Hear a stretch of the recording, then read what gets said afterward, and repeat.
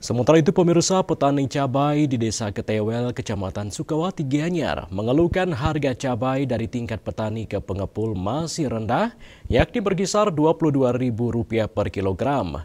Hal tersebut tidak sebanding dengan biaya produksi yang dikeluarkan mulai dari pembibitan, pembajak lahan, menanam, hingga pemupukan.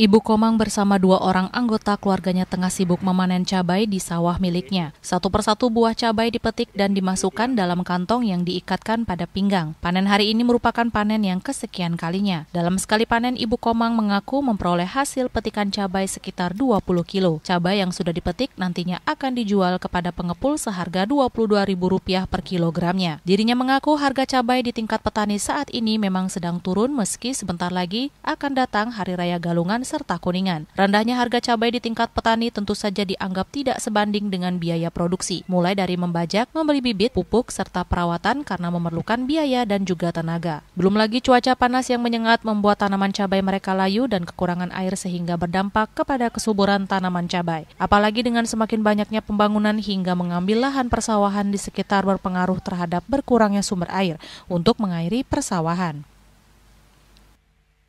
Iya. Nggih. Paling 20 kilo. 20 kilo.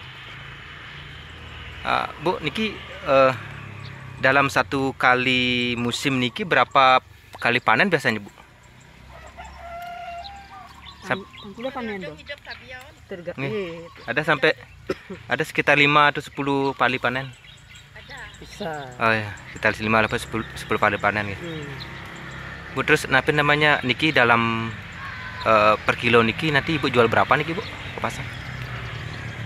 Tergantung pasaran. Nggih, kira-kira, Bu. Sekarang 22 per kilo. 22. Per kilo, Bu, nggih. Nggih. Oh, nggih. Niki Ibu serahkan kemana, Bu? Enten pengepul datang.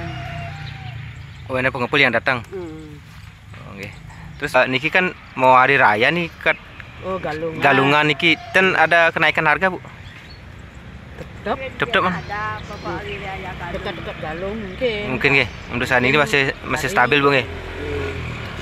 Kalau kita jual di pengepul kan harganya murah.